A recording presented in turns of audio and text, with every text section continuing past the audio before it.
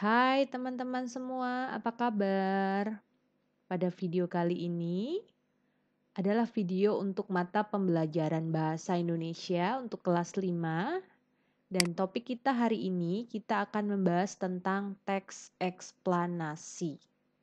Nah, pada video ini nanti kita akan membahas tentang pengertian teks eksplanasi, struktur atau susunan teks eksplanasi, kemudian bagaimana cara mencari informasi penting pada teks eksplanasi, contoh-contoh teks eksplanasi, dan juga bagaimana cara membuat ringkasan dan kesimpulan dalam teks eksplanasi. Yang pertama, tentunya saya akan memberitahukan tentang pengertian teks eksplanasi. Teks eksplanasi yaitu teks yang berisi penjelasan tentang berbagai peristiwa yang terjadi di sekitar kita seperti fenomena alam, sosial, dan budaya. Di sini dikatakan teks ini berisi penjelasan tentang berbagai peristiwa. Ya, bisa dikatakan bahwa dalam teks eksplanasi itu isinya adalah tentang penjelasan-penjelasan terjadinya sebuah peristiwa, baik itu peristiwa alam, sosial, dan budaya. Kemudian, teks yang disajikan dalam teks eksplanasi atau isi dari teks eksplanasi harus sesuai fakta. Tidak boleh mengada-ada atau sesuai imajinasi seseorang. Jadi, teks eksplanasi isinya harus sesuai fakta yang terjadi dan sebenar-benarnya terjadi. Nah, itu tadi pengertian tentang teks eksplanasi. Kemudian ini adalah contoh dari teks eksplanasi fenomena alam, yaitu proses terjadinya banjir. Kemudian selanjutnya ada contoh lainnya yaitu tsunami atau teks tentang tsunami. Kemudian tadi dikatakan ada contoh teks eksplanasi fenomena sosial, yaitu ada pengangguran di Indonesia. Maksudnya di sini adalah teks ini pasti isinya yaitu tentang pengangguran yang ada di Indonesia, kenapa banyak pengangguran, lalu akibatnya apa. Kemudian selanjutnya tawuran antar pelajar. Next, kemiskinan di Indonesia. Nah, ini adalah peristiwa-peristiwa atau fenomena-fenomena sosial yang terjadi di lingkungan sekitar kita. Selanjutnya, setelah kita mempelajari tentang pengertian dan contoh teks eksplanasi, saya akan menjelaskan tentang struktur atau susunan teks eksplanasi. Yang pertama, teks eksplanasi terdiri dari pernyataan umum atau gambaran umum sebuah peristiwa. Dalam suatu teks eksplanasi, pasti ada pernyataan umum atau gambaran umum sebuah peristiwa. Setelah pernyataan umum atau gambaran umum ini, lalu dilanjut dengan deretan penjelas. Nah, deretan penjelas ini nanti isinya adalah tentang sebab akibat. Mengapa bisa terjadi, akibatnya apa, dikarenakan oleh apa hal tersebut bisa terjadi. Nah, itu namanya atau disebut deretan penjelas dalam struktur atau susunan teks eksplanasi. Next, yang terakhir adalah tentang kesimpulan. Kesimpulan ini isinya tentunya yaitu intisari dari pernyataan umum, deretan penjelas, lalu dijadikan sebuah kesimpulan. Nah, ini adalah struktur atau susunan teks eksplanasi. Kemudian selanjutnya adalah bagaimana cara kita mencari informasi dari teks eksplanasi. Tentunya yang pertama setelah kalian membaca teks tersebut, kalian diminta untuk mencari kata-kata kunci dalam teks eksplanasi. Masih ingat apa itu kata kunci? Ya, kata kunci adalah kata terpenting atau kata penting yang sering muncul di dalam teks. Biasanya terdapat pada judul dan isi teks. Ingat, kata kunci adalah kata yang penting dan sering muncul di dalam teks. Biasanya terdapat pada judul dan isi teks.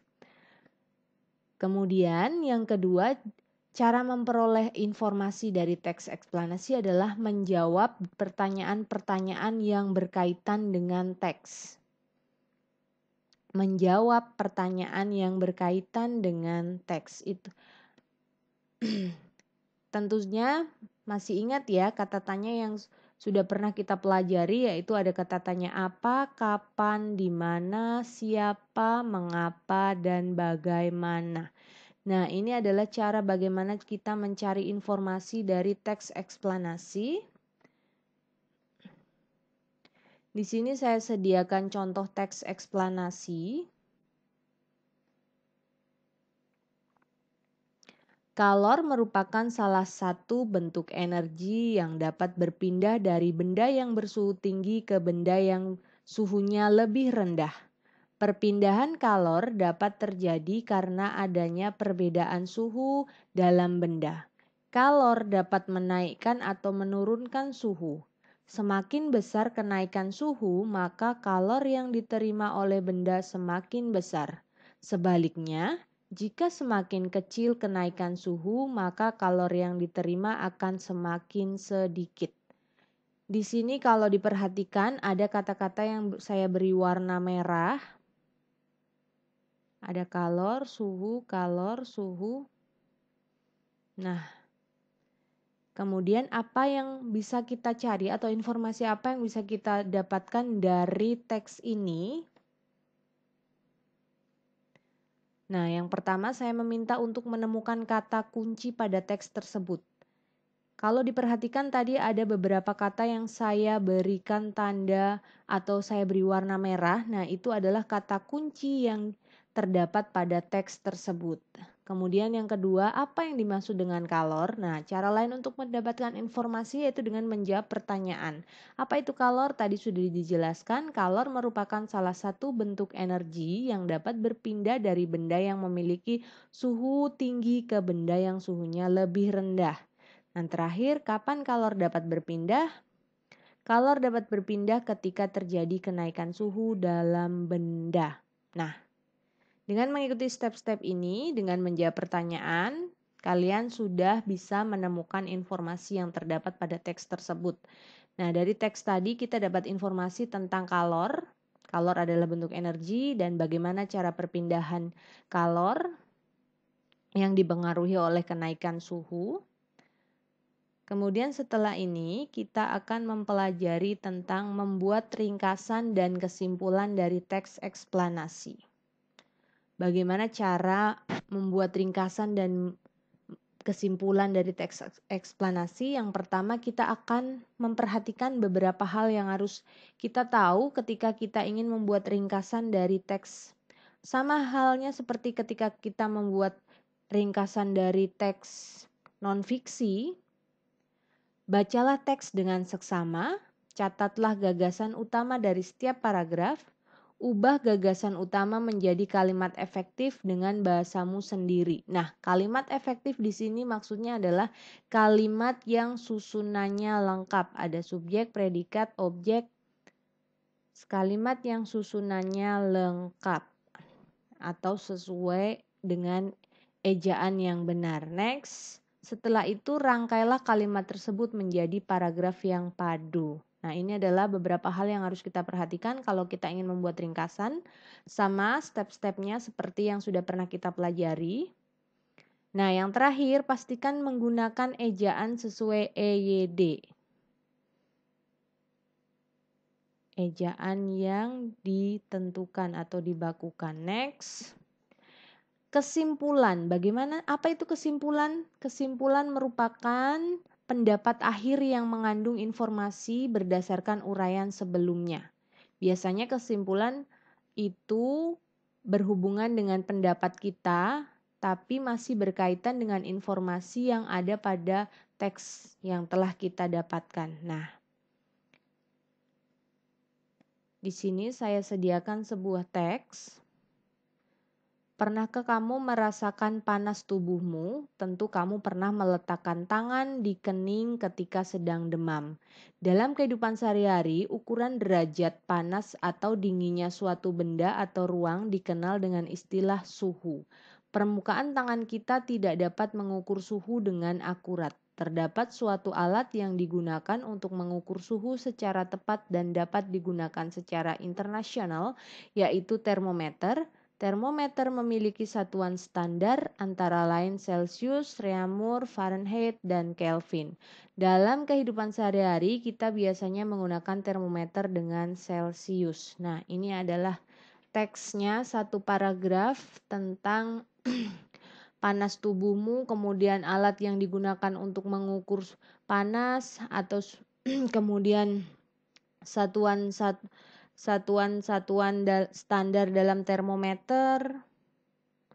Lalu kita dapat membuat ringkasannya. Suhu adalah ukuran panas atau dinginnya suatu benda. Setiap benda atau ruangan dapat diukur suhunya menggunakan termometer. Ada banyak satuan ukuran untuk mengukur suhu, yaitu Celsius, Reaumur, Fahrenheit, dan Kelvin.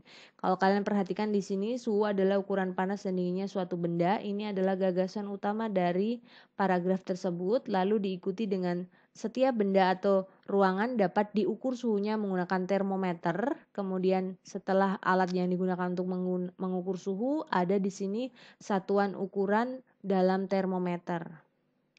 Nah, sekarang bagaimana cara membuat kesimpulannya? Di sini kesimpulannya, ini adalah kesimpulan itu tadi adalah pendapat ya. Pendapat yang masih berhubungan dengan uraian yang kita baca atau uraian pada teks eksplanasi. Jadi di sini kesimpulannya, jadi panas atau dinginnya suatu benda dinamakan suhu. Suhu dapat diukur menggunakan alat bernama termometer. Ada berbagai macam satuan ukuran termometer yang biasanya digunakan dalam kehidupan sehari-hari, tapi satuan yang umum digunakan adalah satuan Celsius. Nah, ini adalah kesimpulannya. Jadi lebih simpelnya kesimpulannya itu seperti pendapat kita atau sebenarnya hampir mirip dengan ringkasan tapi dia menggunakan bahasa kita. Ya. Nah, itu tadi penjelasan tentang keringkasan dan kesimpulan. Nah, terima kasih sudah menonton video ini. Mudah-mudahan bermanfaat. See you next time.